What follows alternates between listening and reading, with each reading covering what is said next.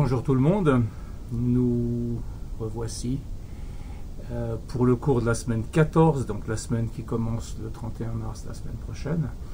Je vais procéder un petit peu différemment cette semaine pour plusieurs raisons. D'abord, j'ai de gros problèmes de connexion parce que mon volume de data en roaming est épuisé, donc je ne peux plus me connecter à moins que j'arrive à trouver une solution aujourd'hui avec Swisscom encore. Je pourrais me reconnecter à partir du début du mois prochain.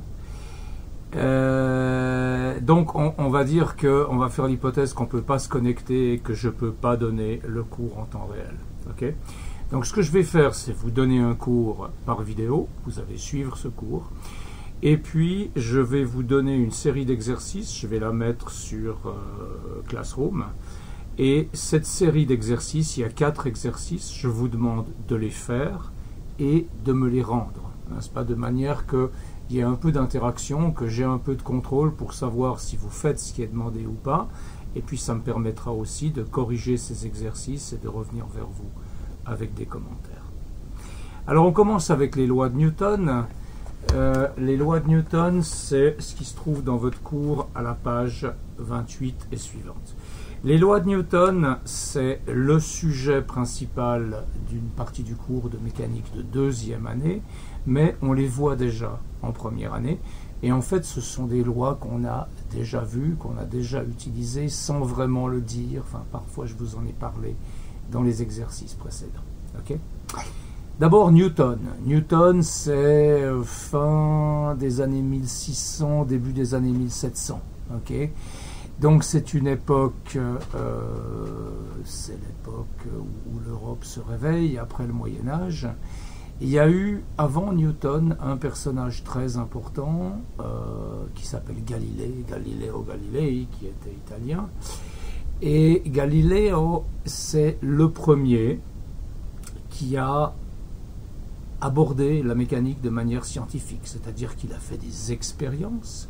Il a dit que l'expérience était reine, il a basé tous ses développements théoriques sur l'observation expérimentale, et il est arrivé de cette manière à contredire certaines personnes, comme Aristote, qui était le philosophe des sciences reconnu par l'Église à l'époque. Il est arrivé à contredire Aristote, et c'est lui notamment le premier qui a affirmé, avec raison, que tous les corps tombent à la même vitesse, quelle que soit leur masse, sauf si apparaît une force de frottement. Okay. Donc si vous prenez un caillou et une plume, vous les mettez dans un tube à vide, sans frottement de l'air, eh bien le caillou et la plume vont tomber de la même manière. Alors, Galilée, il a ouvert la voie, c'était le premier physicien, c'était le premier scientifique au sens moderne, mais il avait une limitation, Galilée, c'était qu'à son époque, on n'avait pas l'habitude d'exprimer les résultats scientifiques, les résultats en physique, sous forme d'équations, sous forme de formules. Okay. Cette forme-là, elle a été développée par Newton. Si vous regardez les travaux de Galilée, il décrit les choses et il les explique en texte. Okay. Newton, c'est quelqu'un de nouveau. Newton est né l'année où Galilée est mort, je crois. Et Newton, lui, non seulement il a développé une compréhension extrêmement profonde des phénomènes physiques de la mécanique classique, mais il a développé les outils mathématiques qui sont nécessaires pour exprimer ces résultats, notamment les notions de dérivées, etc., que vous verrez en maths plus tard. Okay, tout le calcul infinitésimal, c'est tout Newton qui a développé en premier, et ce qui est extraordinaire chez Newton, c'est cette capacité qu'il avait à maîtriser à la fois les maths et la physique. Enfin, il a développé le formalisme mathématique et le formalisme de la physique. Bon. Alors Newton, il nous a laissé 3 lois. La première, la deuxième et la troisième. C'est comme ça qu'on les appelle, la première loi de Newton, la deuxième loi de Newton, la troisième loi de Newton. La première loi de Newton, on l'a déjà vue. Elle s'appelle le principe d'inertie. Okay. Qu'est-ce que c'est l'inertie?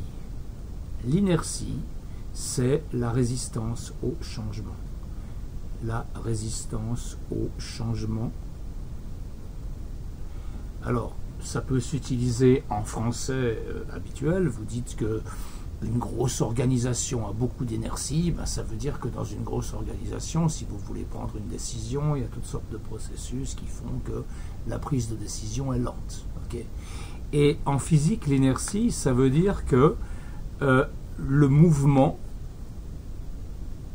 ne va pas pouvoir changer immédiatement. Le mouvement va avoir une résistance au changement. Okay. Si vous prenez, par exemple, imaginons que vous poussez un chariot de commission à la Migros. Okay. Vous poussez votre chariot de commission, ben ce chariot il a une masse qui est faible, vous le poussez un peu, vous exercez une force et le chariot accélère.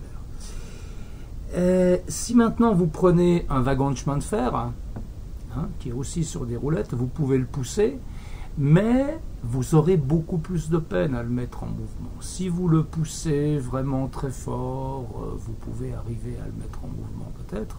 Il y a des gens qui se sont amusés, vous pouvez regarder sur YouTube, il y a des gens qui se sont amusés à tirer des avions avec leur propre force et ils ont réussi, effectivement, ils arrivent, ces gens-là, à déplacer l'avion. Simplement, si vous déplacez un avion, un wagon de chemin de fer, l'accélération que vous allez communiquer à cet objet va être beaucoup plus faible que l'accélération que vous pouvez communiquer à un chariot de course, parce que la masse du wagon de chemin de fer est beaucoup plus grande. Donc la masse d'un objet, elle détermine son inertie. Si vous voulez pousser un objet très lourd, vous devrez exercer beaucoup plus de force que si vous voulez pousser un objet léger, parce que l'objet très lourd a beaucoup plus d'inertie, il s'oppose beaucoup plus au changement du mouvement. Okay. Ça, c'est ce que veut dire le terme inertie. Donc en physique, c'est une résistance au changement du mouvement. Alors, comment est-ce que nous, on va formuler cette première loi de Newton? La première loi de Newton, elle dit ça. Tout corps reste immobile ou conserve un mouvement rectiligne uniforme aussi longtemps qu'aucune force extérieure ne vient modifier son état. Bon. Nous, ce qu'on avait dit jusqu'ici dans les exercices, c'est qu'on avait dit que si un objet est immobile, eh bien, ça veut dire que la somme des forces est égale à 0. C'est ce qu'on avait dit. Ce que vous dit cette loi de Newton, c'est que tout ça est en fait un peu plus général.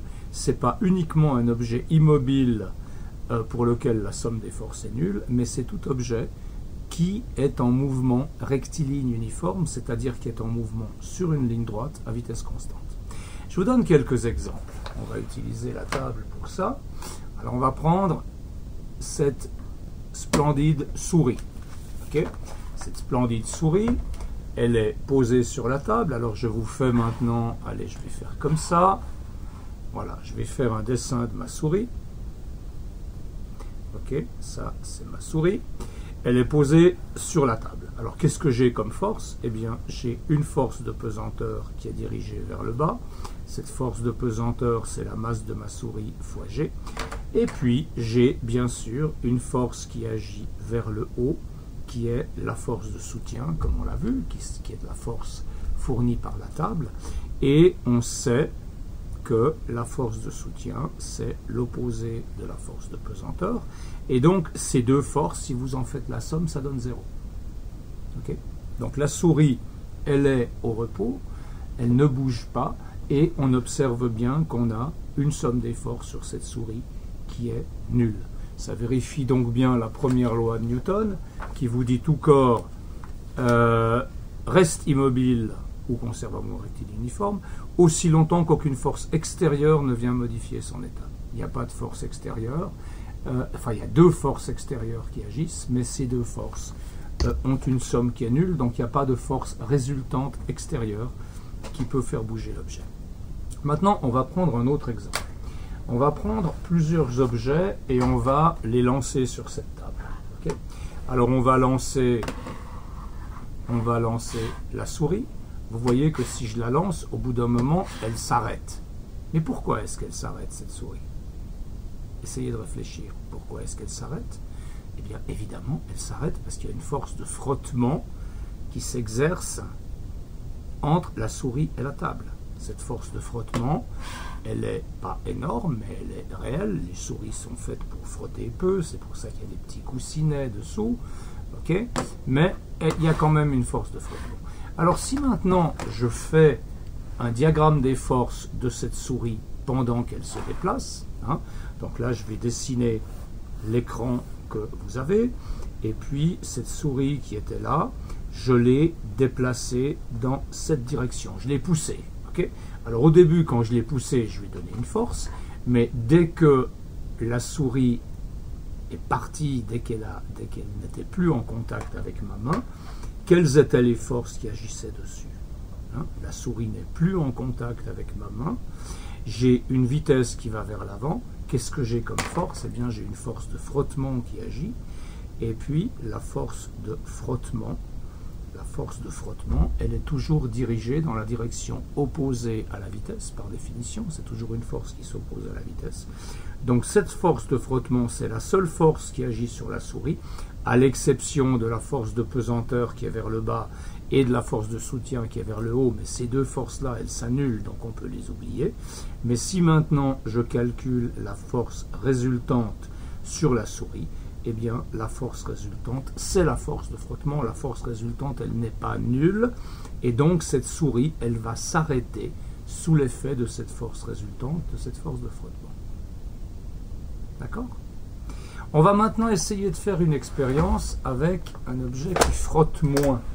Alors, pour un objet qui frotte moins, l'idée que j'ai, bien que ça introduise des difficultés supplémentaires, mais je ne vais pas vous en parler, je vais prendre un objet qui roule. Okay? Si je fais rouler cet objet, vous voyez qu'il roule relativement bien et qu'il roule relativement loin. D'ailleurs, là, il a failli tomber de ma table. Okay? Pourquoi est-ce que cet objet il roule plus loin? Eh bien, cet objet roule plus loin parce qu'il y a très peu de force de frottement. Parce que là, on n'a pas un objet qui frotte comme si je l'immobilisais, je le frottais sur la table, mais on a un objet qui roule, et le frottement pour un objet qui roule est très très faible. Là, on n'a pas d'axe de rotation, on n'a rien. Vraiment, il y a juste un petit peu d'écrasement des surfaces quand elles sont en contact, mais c'est très très faible. Donc là, vous avez un exemple avec ce tube de colle.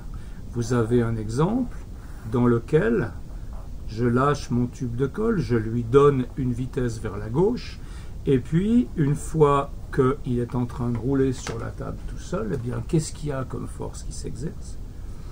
Il y a une toute petite force de frottement. Hein. Si vous avez une table de 10 mètres de long, bien horizontale, au bout de quelques mètres, il va s'arrêter ce tube de colle quand même, parce qu'il frotte contre l'air et puis il frotte un peu contre la table. Okay. Mais sur la base de ces deux exemples, vous pouvez très bien imaginer que s'il n'y avait aucune force de frottement, eh bien l'objet il ferait quoi? Ben, il continuerait de bouger jusqu'à l'infini, à la même vitesse. Hein. Et c'est exactement ce qui se passe dans l'espace. Si vous êtes dans l'espace, loin du système solaire, loin de toute attraction, etc., et que vous avez une sonde spatiale qui se promène, on a maintenant des sondes spatiales qui se promènent un peu partout, y compris une qui est déjà sortie du système solaire, eh bien, si cette sonde spatiale a une certaine vitesse initiale, étant donné qu'il n'y a aucune force qui agit sur elle, puisqu'il n'y a pas de masse à proximité pour exercer une attraction, etc., eh bien, cette sonde spatiale, elle va continuer pour l'éternité à se déplacer en ligne droite et à la même vitesse. Okay? Il faut bien vous mettre en tête que le fait que les objets à la surface de la Terre, les objets qui bougent, en général, au bout d'un moment, ils s'arrêtent, c'est parce qu'à la surface de la Terre, il y a des frottements partout. Tous les objets frottent. Ceci dit, c'est très bien que les objets frottent. Par exemple, les frottements entre nos chaussures et le sol, ça nous permet de rester debout. S'il n'y avait pas de frottement, on se casserait la figure tout le temps. Les frottements entre notre derrière et notre chaise, ça nous permet de rester assis. Si ça glissait, on tomberait de la chaise chaque fois qu'on fait un mouvement. Okay? Donc les frottements, c'est quelque chose qui est omniprésent sur Terre et qui fait que les objets s'arrêtent au bout d'un moment. Voilà. Donc là, je voulais vous donner un exemple de sonde spatiale qui ne subit aucune force. Maintenant, je peux vous donner un autre exemple, et ça c'est un exemple très important, j'aimerais que vous le reteniez. Ok, c'est l'exemple d'une voiture. Alors voilà une magnifique voiture sur une route horizontale. Mon dessin n'est pas terrible. Sur une route horizontale, et puis on va supposer que cette voiture a une certaine vitesse initiale. On va dire qu'elle roule à 100 à l'heure sur l'autoroute, sur une section droite de l'autoroute. Est-ce qu'il y a des forces qui agissent sur cette voiture? Ben évidemment qu'il y a des forces qui agissent sur cette voiture. Elle n'est pas dans l'espace intersidéral. Qu'est-ce qu'on a comme force? On a vers le bas, bien sûr, une force de pesanteur. On a vers le haut, bien sûr, une force de soutien qui est exercée par la route sur les roues. Et puis si on prend la somme des forces sur les 4 roues, ça nous donne une force vers le haut qui compense la force de pesanteur. Donc cette force de soutien est égale à moins la force de pesanteur. Et puis il y a encore d'autres forces qui s'exercent si cette voiture roule. Eh bien si cette voiture roule, on aura une force motrice qui est dirigée vers l'avant. Ok? Mais si on veut que la voiture roule à vitesse constante, c'est-à-dire que la vitesse soit toujours égale à la vitesse initiale, eh bien on doit avoir ici une somme des forces qui est nulle. Et là, tel qu'on est, on n'a pas une somme des forces qui est nulle. Quelle est la force qui manque? Eh bien, c'est la force de frottement qui, elle, est toujours dirigée, comme je vous le disais déjà tout à l'heure, dans la direction opposée de la vitesse. Okay? Cette force de frottement, elle vaut quoi? Cette force de frottement, elle vaut l'opposé de la force motrice. Et donc, la somme des forces, force de pesanteur, plus force motrice, plus force de soutien, plus force de frottement, la somme de ces forces vaut 0, ce qui veut dire que, en conséquence de la première loi de Newton, la voiture roule à vitesse constante. Okay? Autrement dit, sur l'autoroute, votre moteur, quand vous roulez à vitesse constante sur l'autoroute, votre moteur, il vous sert à quoi? Il vous sert uniquement à compenser les forces de frottement. Et si vous arrêtez d'accélérer, eh bien votre voiture, elle va ralentir progressivement jusqu'à s'arrêter, comme ma souris tout à l'heure, parce que ma souris, elle subissait un frottement. Donc sur l'autoroute, le moteur sert uniquement à compenser les forces de frottement quand on est à vitesse constante. Et puis évidemment, qu'est-ce qui se passe si on augmente la force motrice de la voiture tout à coup? Qu'est-ce qui se passe? La voiture, elle va accélérer. La voiture, elle va accélérer, mais comme elle accélère, la force de frottement, elle va augmenter aussi, parce que la force de frottement augmente avec la vitesse. Et la vitesse va se stabiliser de nouveau au moment où la force de frottement sera égale et opposée à la nouvelle force motrice. Alors, vous n'êtes pas, si vous avez de la peine avec ça, ne vous inquiétez pas. Vous devez simplement retenir le fait que si un objet est soit à vitesse nulle, c'est-à-dire qu'il ne se déplace pas, soit à vitesse constante, alors et réciproquement, la somme des forces sur cet objet vaut 0. D'accord? La première loi de Newton, elle vous dit ça. Ok? Maintenant, la deuxième loi de Newton. La deuxième loi de Newton, elle va beaucoup plus loin, et en fait, elle comprend la première loi. Alors, regardons la formulation de la deuxième loi de Newton, qui n'est pas vraiment au programme du cours de première année, c'est plutôt le programme du cours de deuxième année, mais je vous la cite quand même. La deuxième loi de Newton, elle nous dit que la force résultante, s'il y a une force résultante, est égale à la masse fois l'accélération. L'accélération, c'est l'augmentation ou la diminution de la vitesse. La masse, c'est ce que vous savez, c'est la masse de l'objet. Et la force résultante, vous voyez que si la force résultante est nulle, vu que la masse n'est jamais nulle pour un objet, ça veut dire que l'accélération est nulle. Okay? Donc ça revient bien à la première loi. Si votre force résultante est nulle, l'accélération est nulle et donc la vitesse est constante. Maintenant, qu'est-ce qui se passe dans un cas où on a une force supplémentaire, par exemple là? Eh bien, l'accélération de la voiture, ce sera la force résultante divisée par la masse. Donc la deuxième loi vous permet de calculer une accélération quand vous connaissez la force résultante qui agit sur un objet.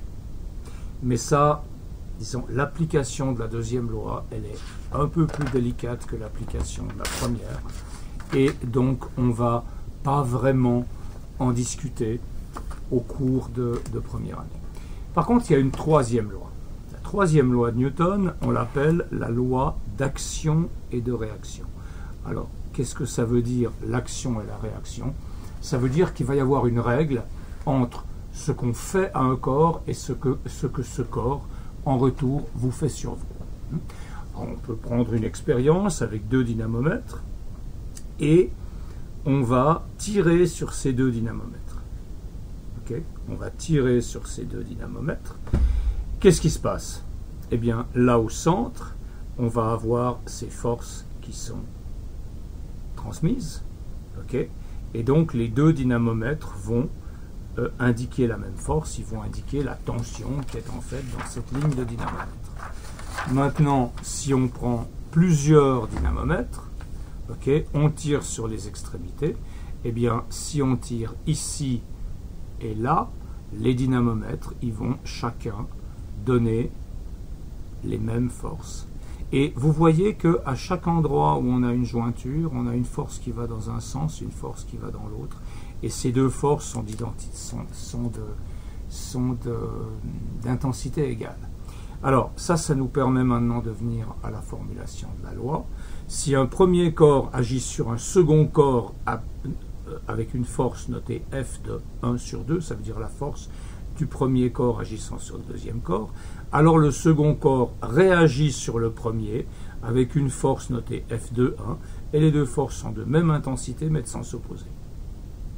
Ce que vous pouvez noter mathématiquement comme ça, okay? Avec la notation vectorielle et le moins qui signifie que les 2 forces sont dans des sens opposés. Regardons les dynamomètres qui sont là-dessus. Eh bien, vous voyez que si j'appelle celui-là dynamomètre 1, celui-là dynamomètre 2, celui-là dynamomètre 3, comment est-ce que je peux appeler ces forces ici? Eh bien, ça, c'est la force exercée par le dynamomètre 2 sur le dynamomètre 1. Okay? Et ça, c'est la force exercée par le dynamomètre 1 sur le dynamomètre 2. Vous voyez que ces 2 forces ont la même intensité et qu'elles sont l'opposé l'une de l'autre. De même ici, on a la force du dynamomètre 3 sur le dynamomètre 2, ici on a la force du dynamomètre 2 sur le dynamomètre 3, et ces 2 forces, elles sont opposées, F3,2 également F2,3. Prenons un certain nombre d'exemples pour illustrer cette loi. Et ces exemples, on les met dans 2 catégories. On parle de force de contact et on va parler de force sans contact. Okay? Alors, force de contact, eh bien, je vais reprendre une énième fois l'exemple que vous trouvez peut-être barbant pour finir d'un objet posé sur une table. Qu'est-ce qu'on a comme force? On a une force de pesanteur. Ça, c'est la force que l'objet applique à la table. Ok? Je peux l'appeler, je peux lui changer de nom, je peux dire que c'est la force que l'objet applique à la table. Maintenant, qu'est-ce que vous aurez vers le haut? Vous aurez ce qu'on appelle la force de soutien, mais cette force de soutien, c'est la force que la table applique à l'objet. On est bien d'accord? Donc on est bien dans une situation de troisième loi de Newton, et la troisième loi de Newton, elle nous dit que la force de la table sur l'objet, c'est égal à moins la force de l'objet sur la table. Ok? Maintenant, il y a des forces sans contact pour lesquelles la troisième loi marche. Par exemple, si vous avez la Terre et la Lune, et puis qu'on calcule la force de gravitation entre la Terre et la Lune. Alors on a fait ces calculs au début du chapitre, je vous invite à retourner les voir. Okay. On avait calculé la force de la Terre sur la Lune, on avait calculé la force de la Lune sur la Terre. Est-ce qu'elles sont différentes, ces forces? Est-ce que la Lune est attirée vers la Terre par une force plus petite parce qu'elle est toute petite? Eh bien non. Eh bien non. Parce que quand vous calculez la force de la Terre sur la Lune, vous avez grangé la constante de la gravitation universelle, fois la masse de la Terre, fois la masse de la Lune, sur la distance au carré. Et puis la force de la Lune sur la Terre, c'est quoi? c'est G, masse Lune, masse Terre, sur distance au carré. Mais vous voyez que ces deux formules-là, c'est exactement les mêmes. Le fait que vous mettiez masse Terre fois masse Lune ou masse Lune fois masse Terre, ça ne fait aucune différence parce que la multiplication est commutative, donc vous pouvez multiplier dans l'ordre que vous voulez. Donc ça vous montre que la force de la Terre sur la Lune est égale à la force de la Lune sur la Terre en intensité. Et puis maintenant, vous pouvez regarder ici les directions. Vous voyez bien que les deux directions sont opposées. Et donc, la force que la Terre exerce sur la Lune, elle est égale et opposée à la force que la Lune exerce sur la Terre. D'accord? Alors, un certain nombre de remarques qu'on va prendre ensemble ici. Okay? La remarque qui est très importante, c'est que les deux forces n'agissent pas sur le même corps. Elles agissent sur deux corps différents. Parce que si vous essayez d'appliquer la troisième loi de Newton à un seul corps, eh bien vous allez retrouver qu'une des forces est l'opposé de l'autre, et donc l'effet sur ce corps, il est nul. Okay? C'est pas comme ça que ça marche. Ici, vous avez une force, alors vous avez un individu qui est appuyé contre un mur, okay? Et puis j'ai une force qui agit de 1 vers 2. 1 c'est moi, 2 c'est le mur. Donc ça c'est une force qui est exercée par moi contre le mur. Okay? Alors que cette force-là, c'est qui cette force-là? Cette force-là, c'est la force exercée par le mur sur moi. Okay? C'est pas sur moi que s'appliquent les deux forces. Une des forces, c'est moi qui l'applique au mur. L'autre force, c'est le mur qui me l'applique à moi. Donc, les deux forces n'agissent pas sur les mêmes objets. Okay? Dans l'exemple de la Terre et de la Lune, il y a une force qui agit sur la Terre, une force qui agit sur la Lune. Remarque 2, la réaction n'est pas toujours une force de contact. Effectivement, ça c'est un exemple qui est analogue à l'exemple que j'ai fait avec la Terre et la Lune, mais là vous avez une interaction électrostatique entre deux charges électriques Q1 et Q2. Les deux charges électriques sont positives, des charges de même signe se repoussent, et donc vous avez de nouveau ces deux forces qui interviennent. Et là, vous voyez très clairement que chacune des forces s'applique à un objet différent.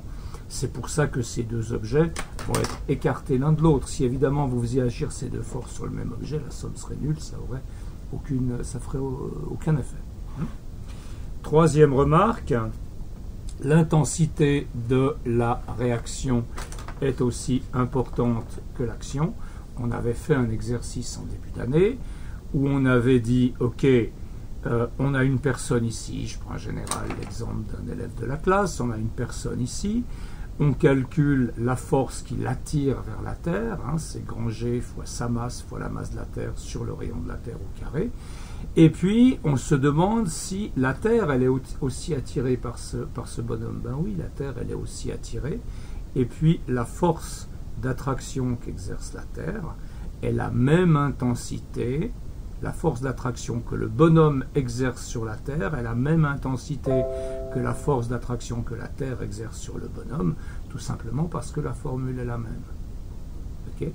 La différence, elle est où? La différence, elle est qu'une force, prenez un individu de 70 kg, la force de pesanteur, ce sera environ 700 newtons.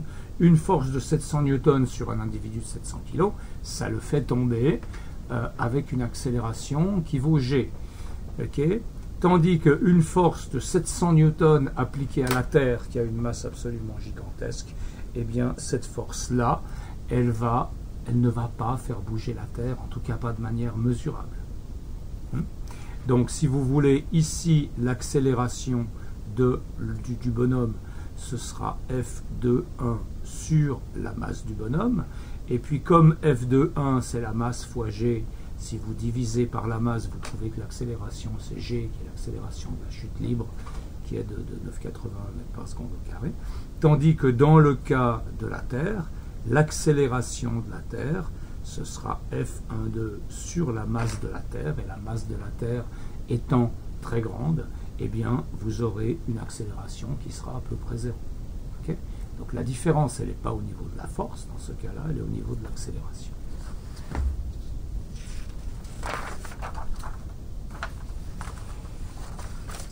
Voilà, ça je vais pas trop en parler parce que ces histoires d'interaction, j'ai pas fait dans le cours.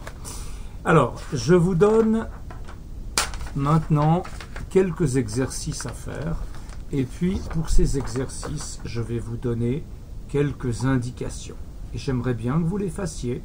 J'aimerais que vous me rendiez ces exercices sous forme, si possible, de fichiers PDF uniques. Sinon, vous me les rendez sous forme de photos. Vous téléchargez les photos sur le site Classroom.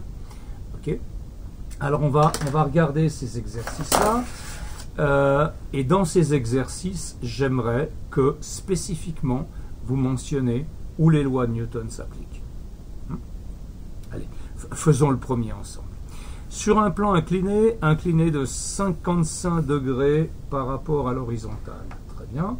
Alors dessinons un plan incliné avec un angle de 55 degrés par rapport à l'horizontale. Ça, c'est l'horizontale. Je mets un point là. Je mesure un angle de 55 degrés. Voilà. Ici, j'ai mon plan incliné à 55 degrés. Okay. J'ai un chariot de masse 2 kg et il est maintenu à l'équilibre au moyen d'une corde qui est parallèle à la pente et attachée en haut à un mur. Okay. Donc là-haut, quelque part, il y a un mur. Ici, quelque part, il y a un chariot. Et ce chariot, il est retenu par une corde qui est attachée à un mur. Ok, magnifique. C'est un funiculaire qui s'est arrêté au milieu de son trajet.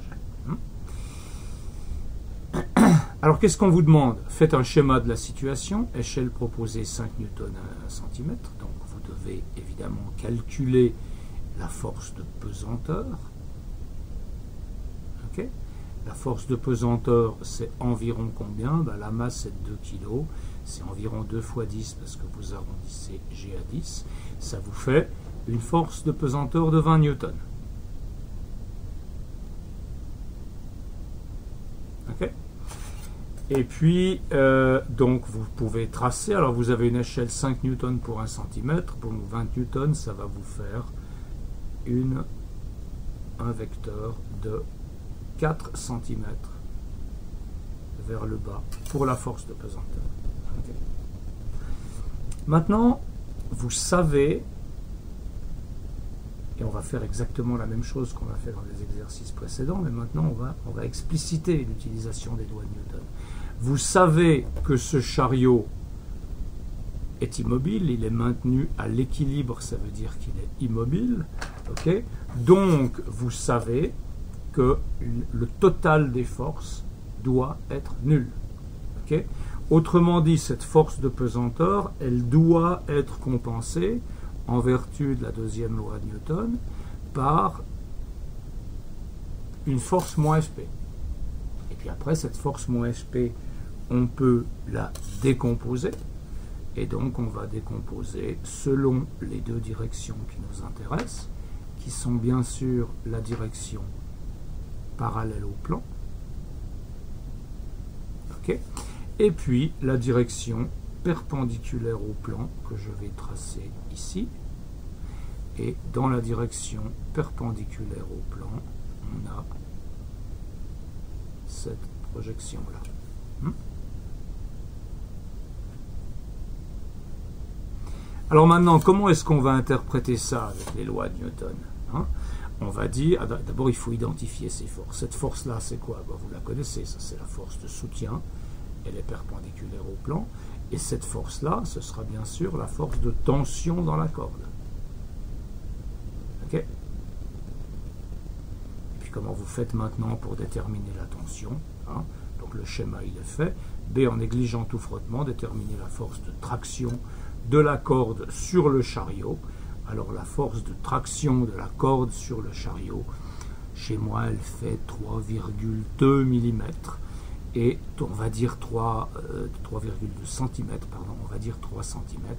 3 cm à 5 newtons, par centimètre, ça fait une tension de 15 newtons environ. D'accord? Et puis la force de soutien, elle fait 2 cm et demi, donc ça fait 12,5 cm. 12,5 newtons par là. Voilà. Donc là, vous avez appliqué la première loi de Newton pour dire que s'il y a une force Fp qui s'exerce, alors il faut avoir une force moins Fp qui compense cette force Fp de manière que la somme des forces soit 0. Et puis après cette force moins Fp, eh bien on voit avec quoi on peut la générer. Eh bien, on peut la générer par l'addition d'une force de tension et d'une force de soutien. Voilà. Le deuxième exercice, c'est un exercice dans lequel vous avez un plan incliné avec une masse M1 qui est posée dessus et vous avez cette masse M1 qui est équilibrée par une masse M2. Et puis on vous donne l'angle, etc. Alors vérifiez si l'angle est bon. Si l'angle n'est pas bon, non, l'angle n'est pas bon. Donc là, vous devez refaire le dessin, l'angle de 40 degrés. Ok ? Donc ce dessin-là, il n'est pas à l'échelle, vous devez refaire le dessin ici proprement. Et puis, de nouveau, utiliser les lois de Newton pour résoudre le problème graphiquement avec les vecteurs force. Le troisième exercice, c'est un exercice qui va... je vous avais donné un exercice comme ça où on avait une masse et puis on avait 2 poulies, je crois. Et bien maintenant, on a 4 poulies. À vous de voir quelle force il faut exercer sur cette main-là, ça c'est une main, quelle force il faut que cette main-là exerce sur la corde pour maintenir à l'équilibre la barre de 400 newtons. Donc vous devez tracer la force de pesanteur de la barre de 400 newtons. Vous devez compenser cette force par une force vers le haut parce que vous voulez que la somme des forces soit nulle. Et ensuite, cette force vers le haut, vous allez devoir la répartir sur le nombre de cordes qu'il y a là. À vous de voir comment on fait ça. Et le dernier exercice, c'est plus pour niveau 2, mais si les niveaux 1 veulent le faire, vous avez une masse qui est suspendue au plafond à l'aide de 2 câbles, elle se trouve à l'équilibre. Alors le plafond, on va faire le dessin ici pour clarifier. Ok, vous avez un plafond qui est là. Voilà. Vous avez une lampe qui est suspendue. Voilà, le câble de gauche fait un angle de 20 degrés avec l'horizontale. Alors s'il fait 20 degrés, on va dire qu'il est fixé là. Il fait 20 degrés, ça donne ça. Okay, donc un des câbles ici aura un angle de 20 degrés. Et puis là, vous allez avoir une certaine masse qui est suspendue. Okay, et vous savez que cette tension T1 ici, elle a une valeur de 20 newtons. Le câble de droite fait un angle alpha non précisé. Alors on ne connaît pas l'angle alpha pour ce câble, okay, il se trouve là quelque part, mais on ne connaît pas son angle. Et donc on va essayer de calculer quel est son angle graphiquement. Bon, l'angle, donc ça c'est l'angle bêta, qui est 20 degrés, et ici, on aura un angle alpha qu'on ne connaît pas encore. Mais ici, on vous dit que la tension T2, elle vaut 16,3 newtons. Okay, ça, vous le savez. Et puis, vous n'avez pas la masse. Alors, faites un schéma de la situation, eh bien, là, vous ne pourrez pas dessiner l'angle. Avec une échelle appropriée, choisissez une échelle, déterminez l'angle alpha, je vous laisse voir comment vous pouvez faire ça, et puis déterminez la masse de la lampe. Alors évidemment, vous allez devoir déterminer la tension T2, et puis vous allez devoir faire en sorte que T1 plus T2 c'est égal à moins la force de pesanteur de la masse, et puis là, comme ça vous pourrez obtenir la force de pesanteur de la masse, et de la force de pesanteur vous pourrez tirer la valeur de la masse. Voilà, je vous laisse faire ça. Et donc, rendez-moi ces exercices que je mets maintenant en PDF en ligne. Rendez-moi ces exercices pour la fin des vacances de Pâques. Parce qu'on a donc encore un cours avant les vacances de Pâques. Et j'attends ces exercices avant le premier cours à la rentrée de Pâques. Voilà, je vous souhaite un bon dimanche. J'espère que tout va toujours bien. Moi, j'ai été un peu mou ces derniers jours. J'ai fait un peu le minimum parce que j'ai chopé ce fameux corona. Pour moi, c'était pas un drame. Ça a commencé lundi. J'ai eu tout à coup très froid lundi soir. J'ai dû me mettre au lit. J'étais mort de froid. J'ai commencé à tousser. J'avais de la peine à respirer, etc. J'avais de la fièvre. J'avais 38,9. Et puis, mardi matin, ça allait, j'ai donné mes cours en ligne, mais ces derniers jours, j'ai quand même eu de temps en temps de la fièvre, etc. Donc, j'y vais tranquillement encore pendant quelques jours. Et puis après, ça devrait faire le tour. De toute façon, je pense que ces histoires de confinement, ça ne va pas s'arrêter tout de suite. Donc, autant qu'on fasse des choses... autant qu'on prévoit, par exemple, des évaluations, j'ai besoin de quelques notes. Okay, donc j'ai déjà le labo que vous m'avez rendu ou que vous allez me rendre si vous ne l'avez pas encore fait. Mais on va faire une deuxième petite note avec cette série d'exercices. Ce n'est pas une série d'exercices notés. Simplement, si vous la rendez, je vous mets une petite note qui va aider la moyenne. Si vous ne la rendez pas, je ne vous mets rien. Okay, donc essayez de faire le boulot correctement. Voilà. Bonne fin de journée et soyez sages et soyez forts.